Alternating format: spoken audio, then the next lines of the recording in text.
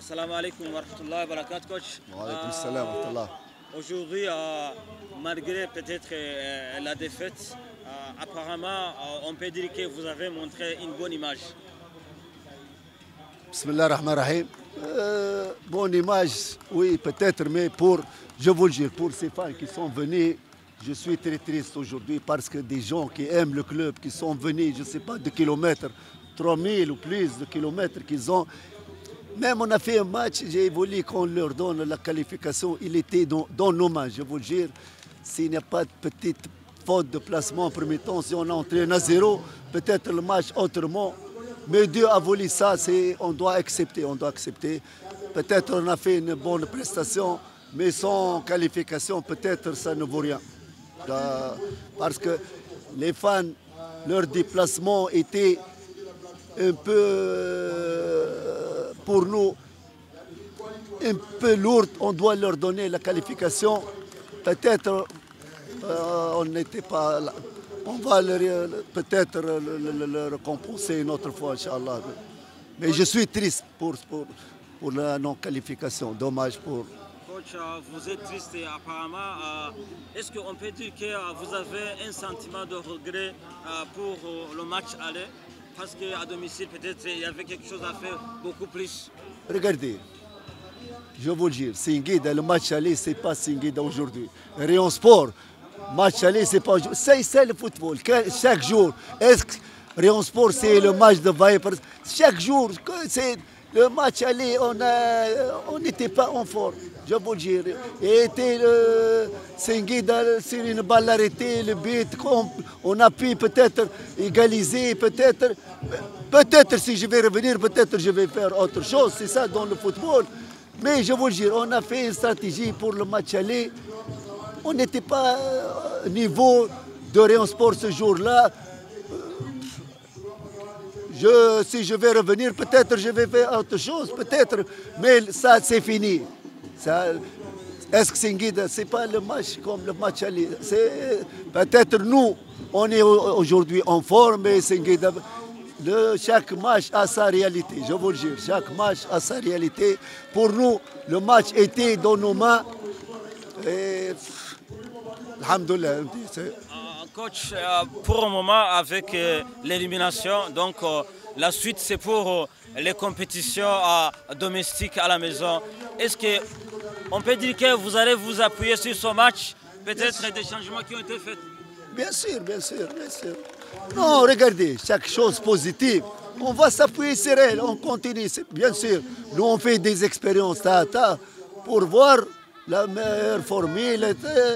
Aujourd'hui, on a peut-être gagné 3-4 petits joueurs qui peuvent nous aider. C'est un bénéfice, mais toujours, je dis, avec douleur. Pas de qualification, on doit accepter, à la fin, on doit accepter que Dieu nous a donné.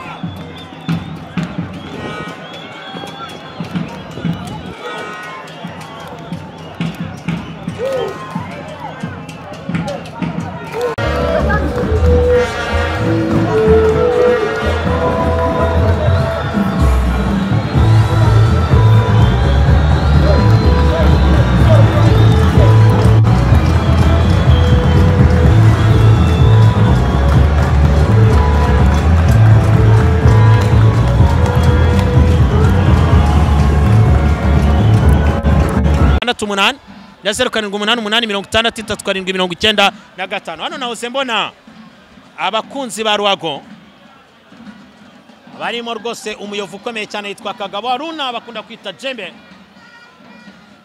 amwitiriye Jembe na rero iradufasha.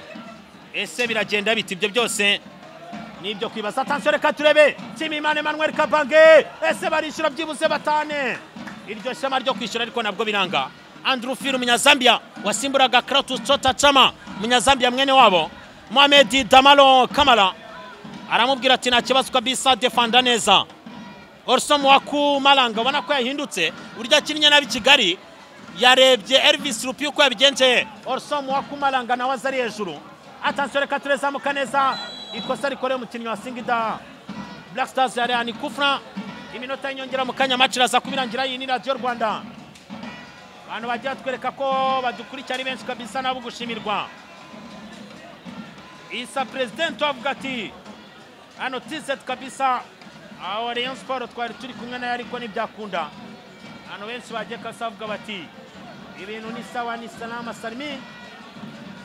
Bamwe mu bareyo bababaye cyane barimo mu China pole sana. China umukunzi wa Rayon Sport, umukunzi wa Rekate kumbona utemba itoto ibanganire ngo nanjye mbwira biwanye. Ni bisanzwe nuko umuntu aba yamenye ibanga ryo kurya neza hakiri kare. Ubuse mama ko nge ntabona amafaranga kuri izo nyama za buri munsi. Yewe niba ugitekereza ko ukeneye inyama za buri munsi uribeshya rwose. Ubibanga namenye ni umuceri imbere ya mbere muri Tanzania wa Bemama na Baba Rice. Naba natekesheje amavuta ya Mount Mero Soyiko bikaba karusho. Kandi buriya agafarini kazania nako ni ingenzi wanjye. Uwo muceri utumye utemba itoto gutyo Cyane rwose. ariko naho urashoboye ubusujya muri Tanzania kugura umuceri. Ashwida Aloy Supply Company barahari ku gacu twese. Ubwo nabasanga he? Bakorera mu isoko rya Nyarugenge munsi ya Ragarete cyangwa se ku mashami yaba ari ku isoko rishya rya Nyarugenge mu muryango wa B5 akarongo 14. Wabahamagara kuri nimero 07823876 cyangwa se kuri 0782358478 ndetse ni Kabuga kwa Maisha wabahamagara kuri 0782555999. Twebwe The Planet School Service yatangiye mu mwaka wa 2023 ubu turi mu 2025 ariko tugiranije ndabanyeshuri amaje kugenda muri urwo rugendo rwo kuva muri 2023 kugeza muri uku kwa 9 bazagenda nk'abanyeshuri barenga 50. Sawa mu Rwanda gusa dufasha, hari n'abandi wenda bo baturuka mu bindi bihugu tukagenda bose tubafasha korera mu mujyi wa Kigali muri quartier Mateus mu nyubako ya Believe House muri floor ya 2 umuryango wa 001. Noneho umwihariko wacu mu gukora kwebwe umunyeshuri tumukurikirana mu gutangira muri document. Urugero ajya bari gushaka document ariko akaba atazi ngiyi document nayikoreye yo gukoresha application, tumuguiding uburyo ki yabona iyo document. Niba ari passport wenda ashobora kuba atazi uburyo ki ayibona, tukamubwira ati uraca muri uburyo kugira ngo ujye kuri immigration bayiguhe. Niba ari document ya English proficiency nawe tukamubwira uburyo ki azayibona, non criminal record. Ubwo ushinzwe ibya document abagomba nyine kumuguidinga mu buryo bwo The Planet School Service. Turi team y'abantu bagira muri 6 abari mu Rwanda. Urumva umwe abafite icyo ashinzwe ni ushinzwe wa document agomba gukurikirana umunyeshuri, hakabaho n'ubushinzwe application, hakabaho n'ubushinzwe visa.